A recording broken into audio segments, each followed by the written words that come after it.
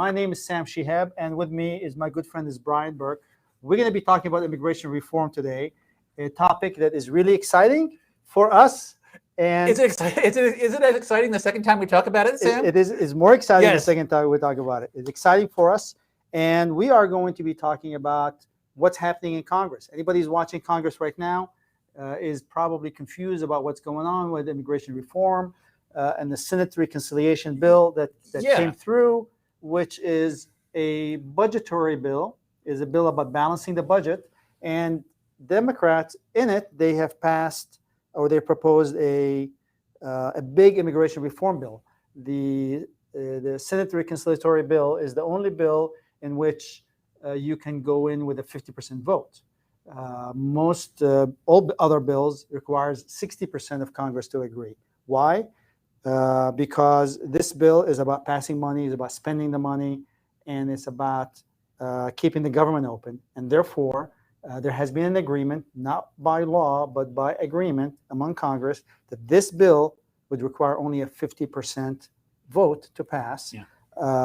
All other bills require 60% of the vote, which means requires probably most of the Democrats and at least 10 Republicans to get on board to get to the magic number. Yeah. However, because this is the only bill that requires only a 50% vote, the Democrats have tacked on a massive immigration reform bill to it. Now, there is a person in Congress that is a career person, not a politician, and their title is the Parliamentarian. She has been in that position since 2012. Her job is to tell Congress what can and cannot go in this budget bill. And she has blown 2 defeats to the Democrats so far to date on the first proposal and the second proposal to include a lot of the immigration reform bill.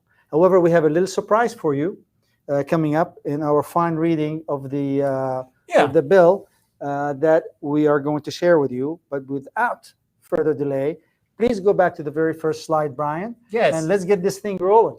We managed to get back to where we were a little bit faster. Yes. So I'm going to hit up our PowerPoint here real quick. So there's tons of things on the immigration reform agenda. A lot of the stuff that is probably not interesting to our audience. So, there's legalization for the undocumented, changes to the H-1B program. That's not what we're talking about. We're talking about the employment-based backlog and visa recapture. We have basically thrown out all the other pages of the laws, and that's all what we've been reading about preparing for this presentation.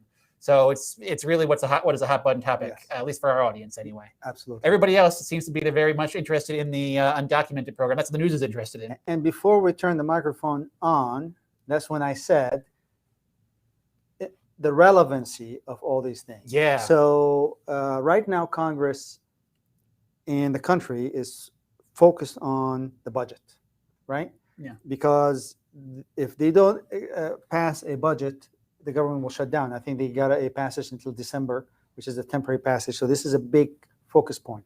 So the second thing the government and the country is looking at is reform.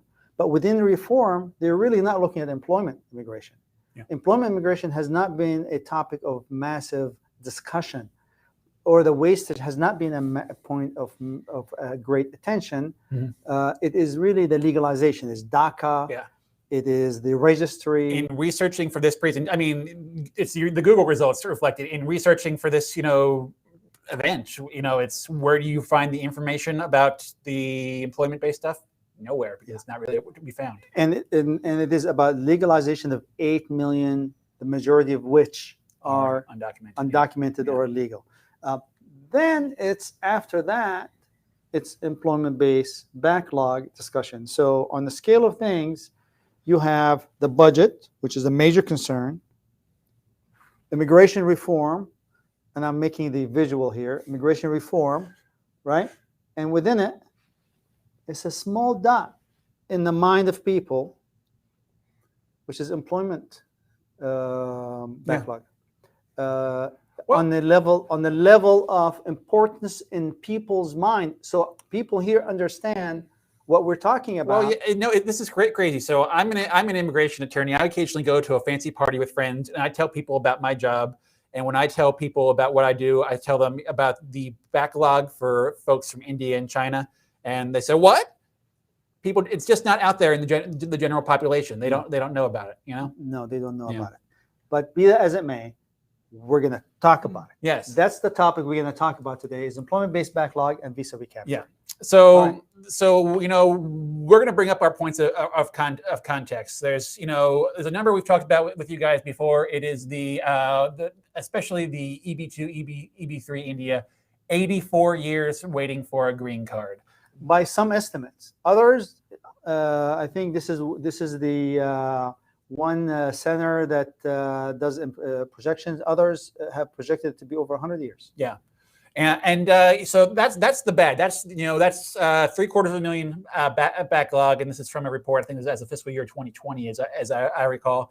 And this is a question about economics and money, Sam, because what are we missing out on? And we have found this really cool sort of infographic from this report, which sort of outlines that. And this is, should I just go right to that? So 45%, let's go back to that 45% of Fortune 500 companies have been created by either immigrants or children of immigrants in the U.S. today. Damn. And that's a massive, massive statistic. The impact of legal immigration on the U.S. is indisputably huge, and then the dollars and cents that we're going to share with you. So Congress understands that. I'd like to go directly into that big chart here at the end. Yes. So let's go. This is basically a chart of companies on the left. I believe it's created by new American Fortune 500 companies on the left, and non-new American Fortune 500 companies on the right. So to put things in perspective, $6+ trillion of income has come in from companies created by immigrants and children of immigrants, as opposed to $7 trillion, a little bit more than $7 trillion for the rest. Yeah. So money coming in, income generated from companies among Fortune 500, from immigrants, created by immigrants or children of immigrants, is close to, not exactly, but close to half the money that is generated by all Fortune 500 companies in the U.S. Yeah.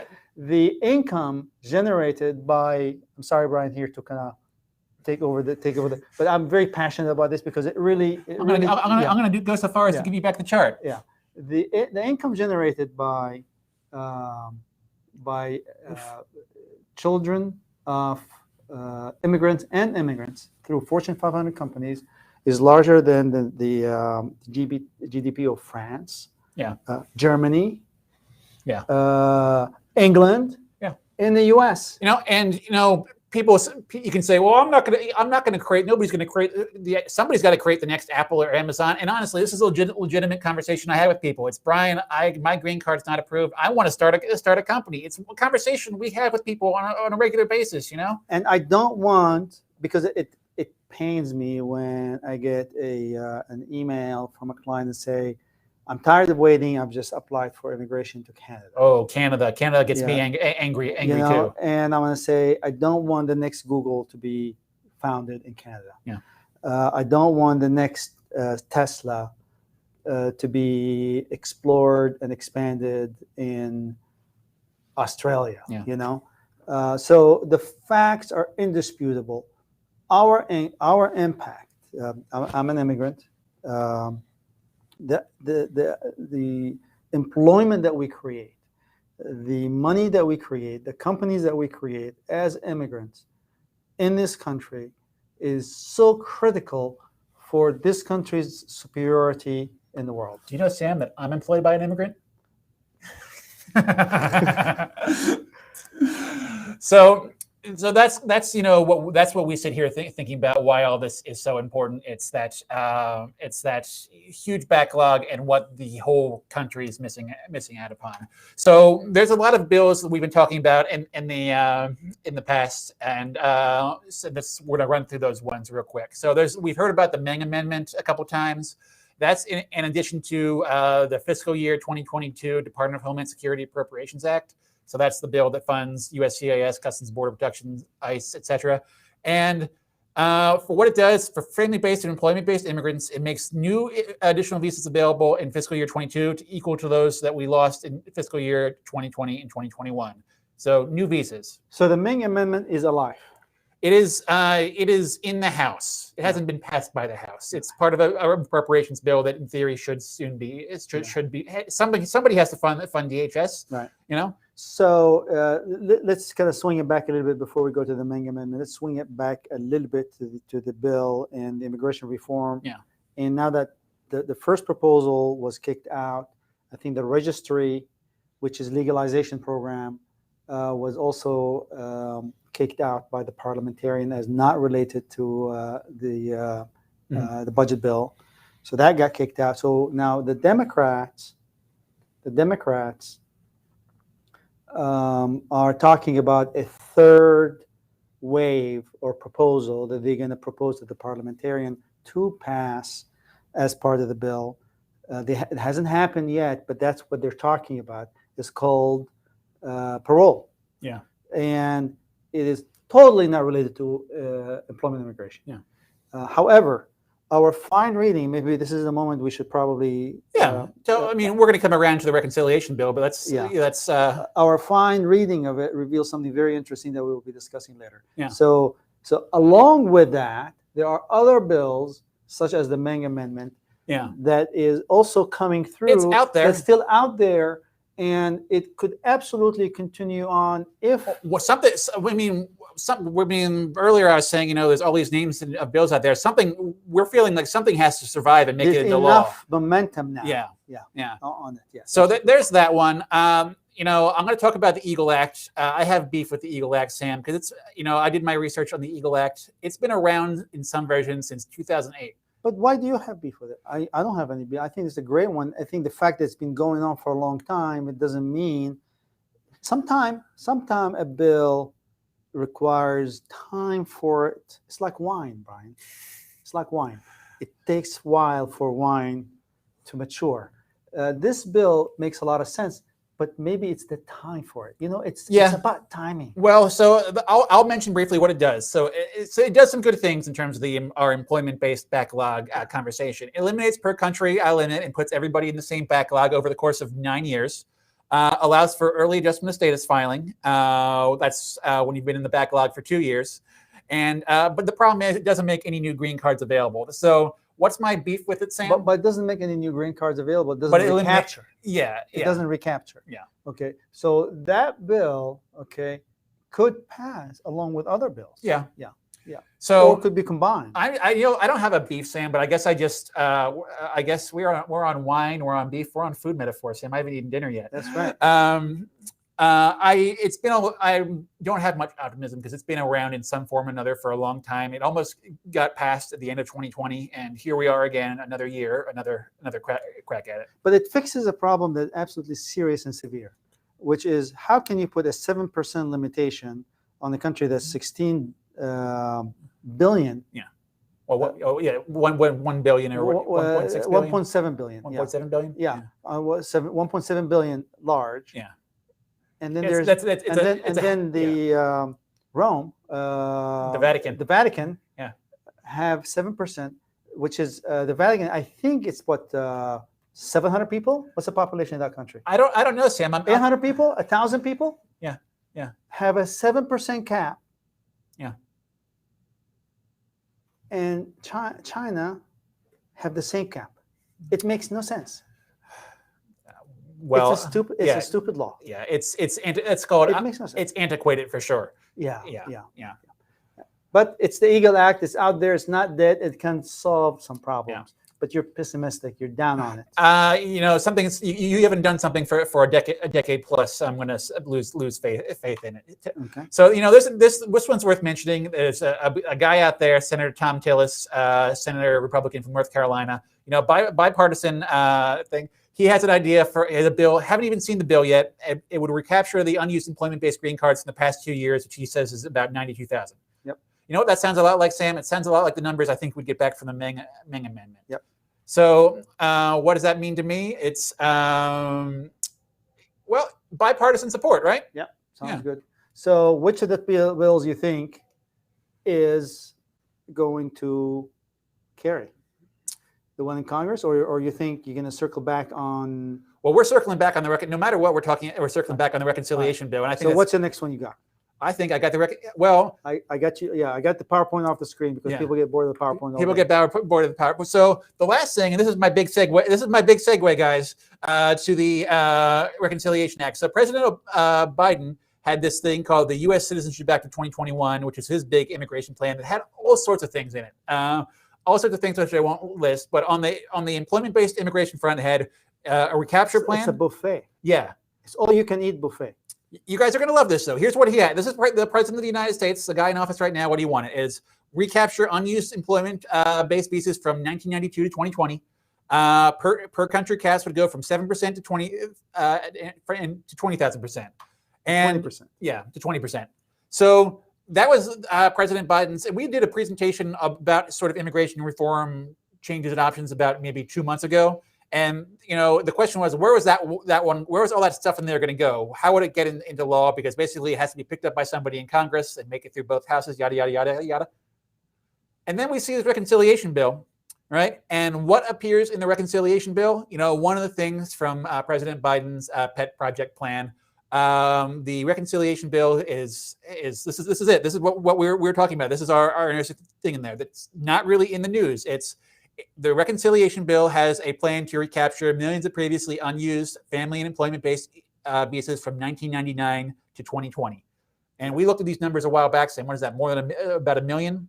Close to a million green cards. Yeah, I think it was like 900,000, enough to eliminate the backlog. Yes. Yeah. And that is what they have, part of what the Democrats wanted to push through in this bill. So we're back to the substance of this bill, Sam, the reconciliation bill. There is the big fight with the parliamentarian is, can you get through this legalization for undocumented folks through with this reconciliation bill? And her answer is no. Well, it was no once, it was no twice, and maybe it's gonna be no a third time. On the parole? On the various options for the undocumented. But here's the fine reading. Yeah. The fine reading did not kick out anything on. Yeah. We read these parliamentarians' decisions, and they're all talking about. So a lot of legal mumbo jumbo, and this is you heard it first at Sam Shihab and Associates, because we dug deep into these decisions, and in reading these decisions, we found something very interesting. And what is it? It's the parliamentarian talks about what can't be in the bill, and it's really about the legalizations for the undocumented. There's no talk in the opinion about removing the recapture of immigrant visas. The recapture of immigrant visa for employment base. Yeah. Which is huge. So nobody's talking about it.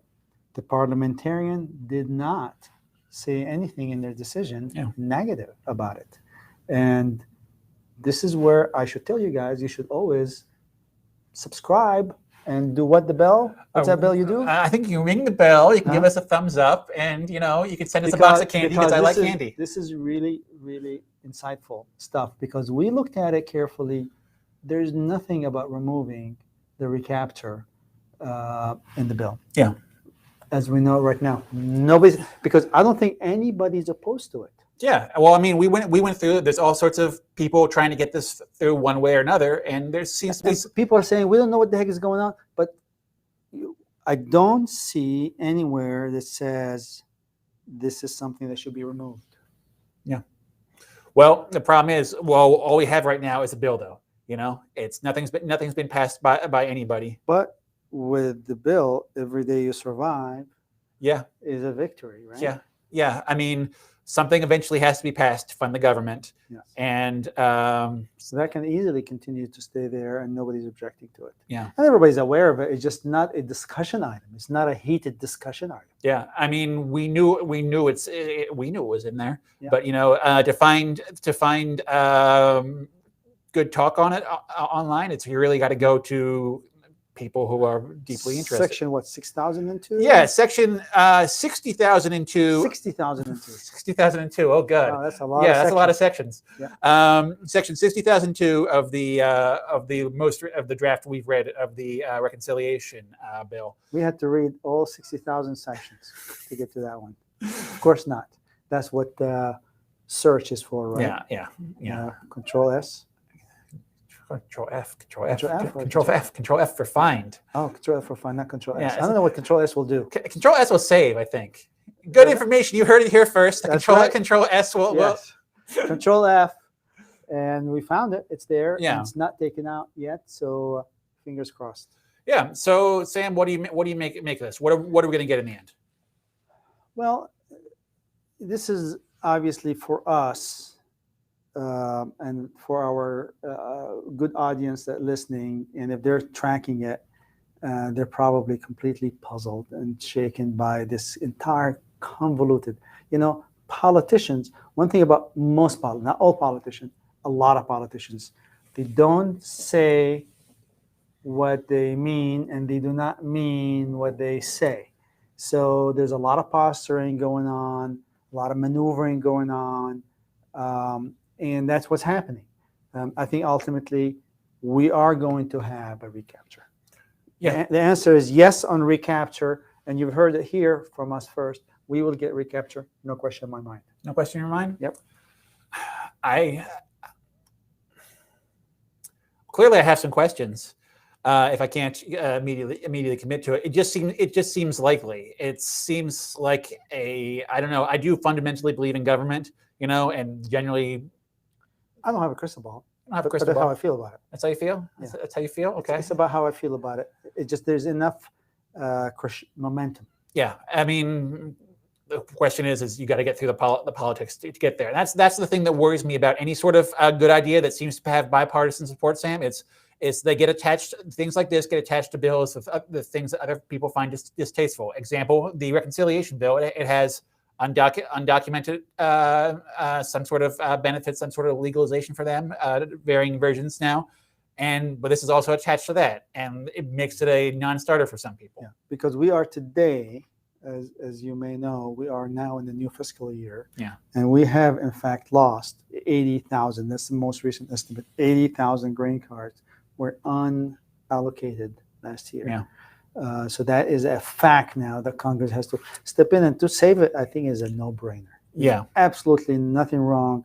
You can get 60% of Congress on this. The question is whether or not the Democrats and the Republicans are going to start holding pieces of the legislation hostage for other pieces. But this one seems that the Republicans agree on it and the Democrats agree on it. Not the Republicans agree on it, at least. Yeah. More Republicans agree on it than Democrats. The only problem is if Democrats become stupid and say, well, you got to pass this for me to give you that. And the Republicans say, well, no, I'm not playing games with this. We're passing this separately, and this is all or nothing. Then the other party says, no, we need this first. And then the whole That's thing. why part of me, the budget reconciliation process has been really interesting to watch, but I'm thinking about, those individual bills, like, the Meng Amendment attached to the Homeland Security funding. It seems there's a lot, there's a lot less at stake for people there.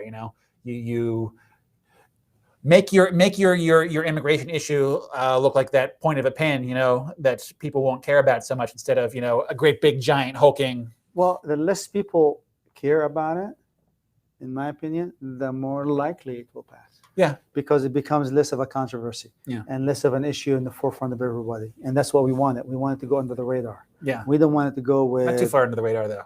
Just under. I got to have somebody to care about it, Sam. Enough height to pass through, yeah, but not enough height to be caught by the radar. I feel like there's a metaphor here about riding on a roller coaster. You got to be tall enough to ride, but you don't want to be so tall to get your head chopped off. I agree. All right, wonderful. So that's what we got. Is there anything else we need to talk about on the reform? No. I think the next few weeks are very critical. Yeah, I mean, everything's kind of up in the air right now. The Democrats have gotten punched in the gut twice on their. Have they gotten punched in the gut, or they pretended they got punched in the gut? You know, I used to always, you know, when you work for the government and you want to submit something, and you go in always with something that they can 100% reject, and you submit that first. You give that to the government, and the government rejects it, and you say, "Oh man, I'm really depressed." And you go in, and you grab the other piece of paper that you want. What you actually want. What you actually want, and you go in crying, and you say, "Okay, I guess I'll take this." And you all along wanted this, not the other. So I think there's a lot of that going on. Right Yeah. Yeah. All right, wonderful. So let's talk Control F. Somebody's Sumit is having Control F to find, Control S to save. All right, we're gonna do Control F, find it, and then Control S to save it. We're gonna find those Control F those green cards and Control S to save them. All right, but thank you guys. Whoever called the conference room. Next level. Is a genius. I worry who we're talking about. What other numbers do they know about us? Well, I worry who it is. It could be somebody from our office who's gonna come in tomorrow and go, cha la la la la. It could be one of those guys. Here. It could be one of those. Well, we're gonna find out here who the caller. Because check the caller ID. Here when we're done. All right, wonderful. So we're gonna answer some questions because that's always fun. Yes. So my son, age is locked. His final action date was current / I-140 approved. Well, that's good. It sounds like a question about the Child Status Protection Act, Sam. Mm-hmm. If the date retrogresses and I change from EB3 to EB2 to interfiling, does it affect my son's age out? If I submit a new I-45, will it affect age out? Well, the simple answer is yes. Yes. It affects it now. It maybe affects it positively. It may affect it negatively. The question is, will it affect my son's age out? It will impact your son's age out because the I-140 processing time is normally credited. So if you have a long I-140 processing time to a short I-140 processing time, that's one potential impact. The second potential impact is whether or not you filed under final action, or you filed under in the new category, or the dates for filing. Yeah. Dates for filing, because filing under dates for filing, it doesn't freeze your son's age. I mean, this person mentions the final action dates in their question, so it sounds like they're pretty well read up on the subject. Okay, so if they move from final action to final action, let's assume. Yeah. Then that is not a factor, but just to mention to everybody, that's a potential factor. Then is the I-140 processing time enough to what was it, and what is it? Is it enough to keep your son legally under the age of 21 for the purposes of the Child Status Protection Act? So the old I-140 took 365 days to process. The new I-140 took 2 months to process. You have lost 300 days. Yeah. It's the other way around. If the old I-140 took 60 days to process, and the new I-140 took 365 days to process, assuming final action to final action, you've gained 300 days. I think the point for Rakesh is, yes, if you change categories, you change your CSPA calculations for your family members. Yes. And it may be possible for you to change to EB2 and keep your son from aging out, but you got to analyze that carefully because you got to do an analysis on it and lay it out. I use a chart usually with an Excel sheet with some formulas in the background, not complicated formulas to keep me straight, and that helps me out normally. Yeah. So let's see what we got. So there's from Pankaj. So is there a legal immigration provision in the budget? I think that's the budget resolution. Heard the legal immigration is taken out from the Senate version after Plan B failed. The legal immigration language that we saw has not been removed. Yeah. Now, I can tell you something else next week, but the legal immigration portion has not been removed. What we're doing is we're reading the decision by the parliamentarian. And our reading of the parliamentarian decision, she's criticized only the illegal immigration portion of it, not the legal immigration portion of it. And there are two decisions she issued, and both decisions One addressed the registry and the one addressed the illegal immigration. Now, granted, even though the Democrats can reformulate their bill however they like and remove whatever they want at their leisure. So, and also I should note that the parliamentarian decision is quite broad in their language. Again, it's open to interpretation, but we don't see anything that talked about that the recapture is going to have a negative impact on the budget. Yeah. And that's the recapture provisions. We don't see that being addressed as negative or anything. Yeah. So I got it. It really was, and it was about creating a new class, which is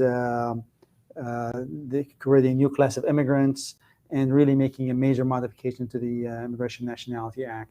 That's all that stuff is completely unrelated to just recapturing what the pandemic has caused to lose. That never was discussed in the decision right now, so far. So there's another question here from Rakesh. So it's, once I use my green card EAD, can I still interfile to change from EB3 to EB2? Can I file a new EB2 I-485? The simple answer is if you have an EAD, has nothing to do with interfiling. So once I use a green card EAD, can I still interfile? There's no issue there. I'm trying to wrap because this is a really kind of dense question. Well, the question is, I'm no longer on H-1B. Yeah. Okay. Can I interfile? I think all what interfiling is a substitution of basis. Yeah. So you have an I-485 and an I-140, and you're telling the government, take this I-140, give me another I-140. Okay. What is required? You have to be qualified to apply for a new I-45, but the I-45 is filed, so it's not filing a new I-45. The question is the new priority date current? Yeah. That's really the question. The requirements for interfiling. Yeah. So there is nothing there that to prevent you from interfiling. Now, these questions are complicated and dense, and right now, my off-the-cuff answer, I don't see a problem. You don't have to be in status to interfile. Yes. Well, now you say in status. The next question, Sam, is can I file a new EB2 I-485? So that's an interesting question. Generally, you have to be in status to file I-485. New I-485, yeah. That probably, now, if you use your EAD for the same H-1B employer, there's a potential argument that you're still, but I think we have to assume. Well, it is possible to get back on H-1B status if that's what you want your plane to be. Not if you use your EAD. If you can file to get back on H-1B status to resume it. But if you work for a different company, you cannot get back to H-1B in the U.S. Yeah, well, you might have to do some traveling. Yeah. And traveling, obviously, you have to make sure that you have H-1B or advanced parole, because if you get your work on EAD, you're no longer on H-1B, you can make sure you have an advanced parole to travel. Yeah. So the second part of the question, probably not. The first part of the question, probably yes. Any of those things is obviously check with an attorney, because we are not looking at the law, and all these things are highly technical, and we're giving you the best answer that we can remember. But that's what I'm comfortable with the answer. Yeah. This is kind of on the topic we were talking about. A question here from Sariko. It says, she referring to I guess this refers to the parliamentarian, has no problem if a few get a green card and not everyone. Going by her comments, how is climate change to be measured in a budget bill? Right. I mean, it goes to. I mean, everything they speak about in these parliamentary decisions are about the financial the financial score of it, and they really do. I mean, sort of the logic of rejecting the immigration reforms. It's basically you're creating a huge bunch of policy, and the financial impact is kind of dwarfed by that. Well, one of the problems that she has, and I can see her point, is that if a simple majority can make such a significant change in the law, then 4 years from now, a simple majority can change it. And she believes that there has not been any precedent in the past to pass such a massive immigration reform bill in a budget bill. Now, you've mentioned that there has been precedent in recapture in a budget bill in the past. Yeah, I saw reference to that. Yeah, but not a massive. I mean, it is really not about our piece of it. The employment piece is really not a big part of it.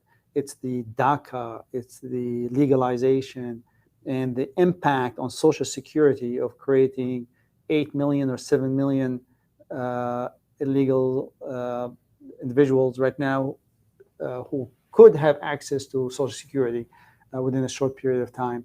That part is where it's causing some of the problem. Also, the quick 50% that can flip it back and forth major bill is a big concern. So that's that. You know, there's a question here from Pankaj, which I thought was really interesting. He's been doing some reading clearly. So he says, according to a CIS publication, I think he's referring to the Center for Immigration Studies, which is sort of a right-wing immigration think tank. I think their motto is pro-immigration, low immigration. Right. And a lot of the people, the Trump administration immigration people came from there. He said, according to a CIS publication, there could be no unused visas for recapture. What is your opinion? So all of, you know, everything we've read, Sam, indicates that there are unused visas that can be recaptured. There's different methods of calculating or different proposals for recapture. You know, the one that's in the reconciliation bill is huge, going back to 1992. Right. Well, yeah. I mean, they're right and they're wrong. There's no unused visas to recapture because visas that have. Oh yes, I guess I think I get your point. They're no longer. They're gone. They're gone. Yeah. But if you go back, and why are they gone? I guess we asked the question for pure government inability to carry out congressional act. Yeah. For complete failure of administrative agency to do their job. So what Congress can do is Congress basically can write anything they want into law as long as it is they can replace their existing laws on visa availability. So they can say, Congress, I told you to pass 10 visas this year. You passed 7. I know the law says 3 are gone permanently, but I'm going to call them back and I'm going to bring them back to the table so you can do them. So Congress can change law. Yeah, I mean, I would say, I guess I agree with him in principle. Yes, those visas are gone, but Congress can make new visas essentially. Yes. Yeah, maybe we're using the term recapture of them, and maybe recapture lost visas. Yeah, maybe that's kind of a fiction. Maybe it's create new visas to replace the ones that were lost. It's not a recapture. It's how you define it. Yeah. So there's a question. Good question. Yeah, interesting. You know, I got to say, if you want to read something that's not really. It's Center for Immigration Studies stuff. As an immigration attorney, a guy who's really pro-immigration, their stuff is really interesting for me to read, is to get an alternative perspective on what the other side thinks. Yes. So if you guys it's a good read, and I can see why you'd be reading them. Yep. So a question from Morelli K. My data is current. My perm with a new company is not yet approved. Will data filing be? What will a data filing be expected to be in November, December, and how far final action date will have been retrogressed? So data filing usually open 1 to 3 months normally. So we'll see what happens. I don't think there has been a major push for filing. They're pushing the dates back and they're talking about retrogression. It's really hard to predict. I mean, you know. Morale, I don't know how much you've been following this, but I mean, previously, Department of State was saying these dates we're gonna be moving forward a lot, and now then it moved to, okay, things are going to stay the same for the first quarter of fiscal year 2022. And then he's saying it's going to retrogress in November.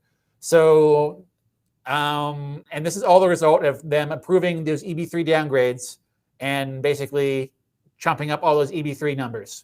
So more and more, I wish I had a number as to how many of those EB3 downgrades have been approved, but the more they approve, the more people that can move from EB2 to EB3, the slower the EB3 is going to go. So slow that it'll even go backwards. So a couple of weeks ago, Sam, I got out of the prediction business because Charles Oppenheim of the Department of State, drove you nuts. If he has the best data and his predictions, and he changed his mind so much from 1 month to the other. Yeah, it's really, really hard to tell. But ultimately, here, Sam, we know people are moving down from EB2 to EB3. Expect EB3 to roll back and EB2 to move forward. As long as they have EB3s as long as there's still going to be new people filing EB3, new perms every day in EB3, and there's going to be people jumping down into EB3. It seems that EB3 has to just slow down, and maybe you eventually hit an equilibrium of some sort with EB2. When people stop thinking it's worth their time to jump from EB2 to EB3, that's when they hit equilibrium, I suppose. Right. Yeah. So looks like we got a multi-parter from Satya Ram. That's fun. All right. So my perm was approved in April 2021. I applied for my EB2 along with the original copy, and it's approved. So good. I filed from an EB3 I-140 premium processing with a copy of my perm. My perm is still valid until 10/13/2021. Interesting question. I think I see where this is going. I think it's a little bit of a repeat. So, okay, here we are. Here's the final question. So my perm is still valid until 10/13/2021. Applying I-140 with perm labor copy, a problem. So basically, I'm going to boil this down. I did one perm, and I submitted my original perm, my first perm with the I-140. It's gotten approved. Will there be a problem applying with a copy for the second one? Copy of the perm? Yeah. No, sir. There's going to be no problem there. So if anybody's not aware, up until about right when the whole COVID thing started, they used to issue the labor certification on blue security paper, which you could only submit it. You get one copy of it, and you're required to submit that to the Department of Labor. And in order to approve these downgrade filings, they're required to go into their original files and get that original labor certification copy. Now, what I think is interesting about this case is how are they going to treat those downgrade cases when there is no such thing as original perm? Because after the COVID started, they started issuing these labor certifications via email. I think they're getting confirmation from DOL. Yeah. So I mean, because the old ones were blue paper and they're kind of original and they're kind of almost like an original document of it's a certification. Yeah. Right. So you get it and it's an original, and you better not lose it, because if you lose it, it complicates your life. Now they gave that up because they were losing so much in the mail, and there's so many that weren't being received. So now they gotten smarter and saved a lot of money and say, hey, we can send you by email. Yeah. And we're getting them by email. So we can just send a copy, a million copy. But I think what happened is the Department of Labor, USCIS must now confirm all of them, because none of these are originals with the DOL. Yeah. So, I mean, ultimately, it's no problem to file an I-140 with a copy of your original labor certification. We do that all the time. Yeah. And the only question is, will that second one take longer because it's a duplicate? I think it will take longer, because I think it will confirm, because we're getting those emails. Yeah. Confirming those emails at the Department of Labor, confirming the application. Well, those are for older ones. That's what's been running through my mind, though, because those are probably for older cases where we had an original blue labor certification. So I'm assuming this person's. I'm assuming maybe the new ones, the USCIS has a quick access to a database that they can confirm directly. Yeah. So that's what's interesting for Satya, where we don't have that piece of information about the change in how they confirm things now compared to the old. Yeah, one. but I mean, that option would in theory be on the table, because his perm was approved in April 2021. And that's recent, Yeah. So and the file is fresh. They can find it. Yeah, I mean, what got sent? If your perm was approved in April 2021, what was sent the first time? A photocopy, a printed PDF of your labor certification, and so it's no different. Yep. Who knows what their process is? But Well, we have any updates on the I-765 and I-539 processing or lawsuit updates? A couple things. So I-765 update, the government has promised to be within 6 months by November. Mm-hmm. So they filed an affidavit in court saying that they are going to be within 6 months of processing time on or before November of this year. I'm getting now a green card approved, and USCIS telling people you're going to receive your green card by next week. Roll back 1 year ago, it was taking a year to issue those green cards, the cards. So now they're saying they're able to issue them within a week, which is incredible. So there has been progress. Is the problem resolved? No. But there has been progress in adjudication and a promise of progress. With regard to the lawsuit, yes, the government has filed for an answer in the mass litigation case, and practically said the fact that we're not able to process this 20,000, 80,000 green cards is not our problem. It's Congress's problem. They need to pass laws to fix that. But we have limited resources, we have limited abilities, and these got dumped on us because of the pandemic, and we are doing the best we can, and it's not our problem. So that's the response. They stonewalled the whole thing. So that litigation continues until hopefully Congress does something, or the judge will do something. You know, there's another lawsuit out there that I was just reading about today, only in passing. I didn't even get to read the complaint yet. Two guys we know, Wasden and Banias, have partnered with AILA, the American Immigration Lawyers Association, to sue USCIS over the automatic extension of H4 and L2 EADs, essentially an argument saying, why can't you put them on the automatic extension list? And the big challenge there is it takes 8.5 months right now, or that's what it says online, even though they're trying to get it down to approve an EAD, and you can only file one 6 months out. So that's something that's been on my complaint list. Why can't you just automatically extend these EADs so people can work while a new EAD is pending? That would resolve most of the problem. Makes a lot of sense. Yeah, that's a very common sense lawsuit. Obviously, because they didn't think about it, and the prior administration wasn't interested in helping, and this administration is overwhelmed with a lot of things going on. Probably haven't paid attention to it, but maybe this lawsuit will get them to think in the right direction. Good point, Brian. Yeah. So let's see where we're at. Sam, you do this one. All right. So can we travel on EAD, advanced parole, if the underlying I-140 EB3 downgrade is not approved? Absolutely. So the EAD and advanced parole has nothing to do with the I-140. Think of it like this. The trunk of the tree is the perm labor certification. The branches are the I-140. I think I'm going to like this and metaphor. The fruit is the I-485, and the juice inside the fruit is the EAD and advanced parole. In English, because I think I got too carried away with the metaphor, the EAD and advanced parole really is an incident to the adjustment of status application. And obviously the only thing that you would worry about if there's a denial of the I-140, but usually an I-140 doesn't get denied without an RFE. So if you're leaving the country and you're outside the country and you get an RFE on the I-140, that is concerning. Obviously, coming back to the United States on advanced parole doesn't solve your problem because you'll have to leave again. I would probably recommend trying to get back on an H-1B. Yeah. But the answer to the question, can you travel outside the country using an advanced parole document issued with an EAD on an EAD card while the I-140 is pending? The answer is yes. Yeah, it's a real common misconception that that you can't use those things until something else happens. Your I-140 approved. So let's see what we get. So there's this question here about the Meng Amendment. So is it for family-based recapture or it has both of them in it? Yeah. So it has both of them. It is a family-based focused legislation. Yeah. Yes. Yeah. So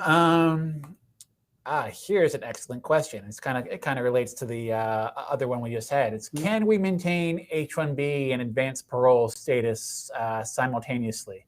Now, Ram Singh there has cracked my monocle, made my top hat fly off because he called AP a status. And as an immigration attorney, I must say it's not a status. That's right.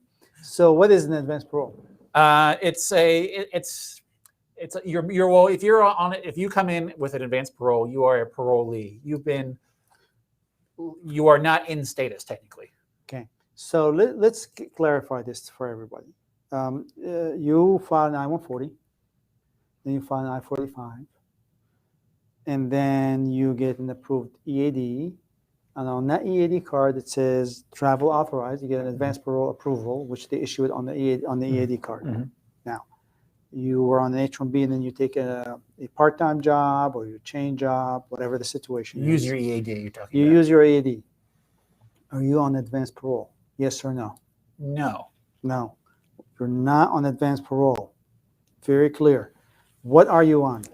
A period of stay authorized by the Attorney General. Pursuant to what? What document that allows you to stay in the United Pursuant States? to your pending adjustment of status. Pursuant to your pending adjustment. This feels like status. a quiz now, Sam. Well, no, I just want to clarify. Yeah. But why not? I'll quiz you. Okay. Ooh. I'll grade you too. Yeah. But you'll probably get one of those guys get a 10 out of 10. All right. So your stay in the U.S. beyond when you use your EAD has nothing to do with your advance parole. Yeah. Now, you leave the country, you travel, and then you re-enter on the parolee as a parolee. You don't use your visa. You don't have a visa, H-1B visa, and you present your advance parole card with EAD, and they process you, and then you get a parolee status. Yeah. Your I-94 does not say H-1B anymore. It says, it probably says, I think it just says parolee on it. Advance parole or parolee, yeah. Yeah. So now you are a parolee. Yeah. Now you are on a parolee, which is a different Period stay than the one that you had when you moved to EAD before you left the country. For most intents and purposes, they're the same, but yeah, it's a different period of stay authorized by the Attorney General. Under different laws. Yeah, under different laws. So so you become a parolee. Now, there are different legal ramifications we're not going to get into right now to being a parolee or being on adjustment of status as opposed to being on H-1B status. And there's all kind of dynamics that plays into it. For most people, they're insignificant. For some people, it's very significant. Yeah. I hope that I answered that question. Yeah. So we could get a very thorough definition of advanced parole and periods of authorized stay. So can you do H-1B and parolee at the same time? I think well, do you want to answer? Or you want yes. To answer? So H-1B has hard and fast requirements. So I'm going to very much simplify them. If you're on an H-1B status, you have an H-1B approval notice, and you're working for your H-1B employer, right? Fair enough. That's how you show you're maintaining your H-1B status. If you're using your EAD to work for somebody else, you're no longer on H-1B status because that's a violation of the terms of your H-1B status. Inconsistent, not a violation. It's inconsistent. Inconsistent. You're allowed to do it pursuant to the AP, but yes, it's okay. So so I guess the answer is no. I mean, well, here's the only scenario. Remember, if you come back, you re-enter the United States on advanced parole, and you rejoin the same employer that you had an valid H-1B for, by administrative policy, you are permitted to file for an H-1B extension. And rejoin and rejoin the same employer. So you can jump from advanced parole to H-1B back again under this extremely limited scenario. Yeah, that was what I was alluding to earlier when we were talking about getting back on H-1B. And that gets us to 7:01 or 7 o'clock because of this clock I'm looking at is 1 minute. We lost 10 minutes, Sam. Yes, so we can keep going. A couple more questions. Yeah. Let's do it. Let's see what we got. A question which I think we have a pretty good answer to. So do you expect data filing to move to May 2015 by at least September 2022 without considering any hopes on current immigration bills? So EB2? No, it has to be EB3. EB3. Yeah. So my answer is no. EB3 is rolling backwards. EB3 is rolling backwards. I mean, I'm going to look at my visa bulletin. I'm going to say where the dates for filing for EB3 are right now. March? They are in January of 2014. Excuse me, that's final action dates. So the final action dates are in January. The dates for filing for EB3 are in January 8th, 2014. And, we know back in October 2020, they were as far as January 2015. And everything we've heard from Charles Oppenheim and the Department of State says we have more than enough EB3 cases to meet the entire new fiscal year 2022's numbers. So essentially, he has told us he sees no reason to move EB3 forward. I have all the cases I need. Based on recent information provided to him from USCIS. From USCIS in the last meeting. And that recent information, from all we can gather, is bing, bing, bing, bing, bing, bing, bing, more EB3 I-140 downgrade approvals. Yeah, I agree with you. Yeah. Yeah, It's not an answer I like to give. I don't like to dash people's hopes, but my hopes have been dashed as well. Yeah.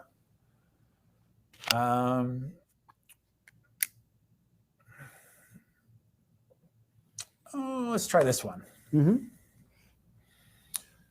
So, does USCIS apply biometrics to I-131? I was only asked to provide biometrics for I-485 and I-765. USCIS agent says I cannot expedite as I don't have biometrics applied to I-131. So the USCIS are cross-using biometrics. Yeah. But before the pandemic, before all that mess, I-131 had its own biometrics. Yes. Now, are they using it separately when you file an I-485? And I think it's one biometrics for all of them. So, I see these biometrics notice. I believe they say for I-485 and I-765, all the ones I've seen recently, and they can surely expedite your biometrics. I mean, if they're saying they can't expedite, they're saying they can't expedite a case. They can expedite a case. They can expedite a biometrics notice to you. They can expedite, but obviously the process is involved, and the likelihood of success is. We had an expedite presentation, and it is. They can expedite anything. It can be done. Yeah, I guess. I mean, the USCIS told you what they told you, but I am skeptical of that answer. Is my correct? Is my short version of it. So look at this one. So trying to get I-140 approved to prevent daughter from aging out. Oh. Expedite request rejected. Premium processing rejected. Suggestions. So this is a CSPA question again, Sam. And well, premium processing rejected. Premium processing does not help you. Yeah. Potentially, this has to be looked at very well. It has to be looked. It could be because if it's the I-485 filed on the filing date, then the child is continuing to age out. But if the I-140 is pending, it's helping. So you really, if you have a serious aging out, you really need to consult with a competent lawyer that understands aging out and to lay it out for you to give you a strategy. Because shooting in the dark and asking for expedite and this and that. Yeah, I brought this question up because it's very possible that those things. It's possible we don't have all the details that those things are actually detrimental. This is when I hear aging out, I hear serious business, and I hear minor misstep can cause irreparable damage. And therefore, I like to know all the facts to be able to advise. So, you need the advice of a good, competent lawyer that can help you out. That will be my advice to you. Yeah. So let's see what else we got here.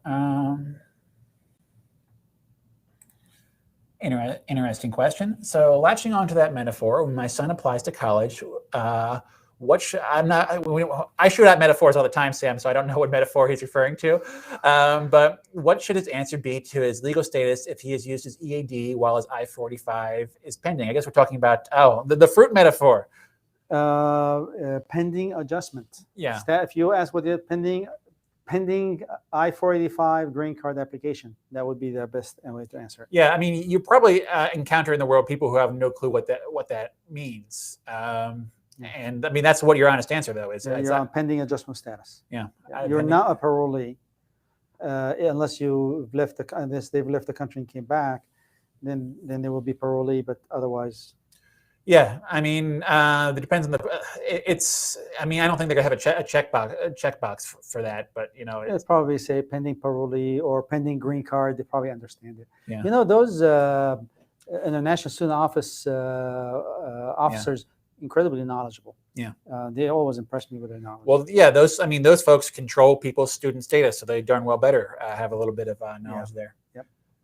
So check this out one right here. So do you see any chance of EB3 India priority date of April 2014 getting current? I had downgraded and have applied approved I-140 and approved EAD AP. So it's really close to current right now. I'm picking up the wrong document. Mm-hmm. It is 1st of January 2014, but honestly, we're seeing it rolling backward.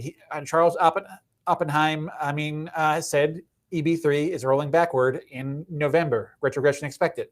So as you have been saying all along. Yeah. And I am just blown away that they have miscalculated so much in October of last year, and they said, "Oh, we got 3 times as much cases as we thought." Yeah. 8 months later, that's fine. I mean, ultimately, I guess they can't. Well, as we discussed, they can't act upon filed I-140 downgrades. They can only act upon approved ones. That's the knowledge that Charles Oppenheim gets. Based on this, based on the information he received, he reacts, and that's probably in his defense. But we see movement in the second preference, positive, because of the downgrade, because of the way he holds 2 spots. If you have an I-140 and and a downgrade, until the downgrade is approved, and then USCIS informed them that there's an adjustment filed under the I-140, then he releases a EB2I spot. So based on that, backward movement, third preference, forward movement, second preference. Yeah, let's make one more question, and well, let's put this guy. What's this guy saying? A nice beginning of a new week with the 2 of you. You're so kind. I like spending my weeks with me too. Yeah, Brian, you're funny. We have fun doing it. We want to pass on. I mean, this show started because of the pandemic, and we felt that we are not talking and not in touch with our clients as much as we should. And I think it's just, we're enjoying it. Hopefully you guys are getting some information. We're going to keep it going, keep the current updates going for you guys. And just don't forget to subscribe. Yeah. I thank people for tuning in. Like, I recognize this name here, Centaur. I've seen it a couple times before, always, asking us nice, thoughtful questions. I like a challenge too. Yes, so, absolutely. So thank you guys. Have a fantastic week, and we'll see you next week. Bye.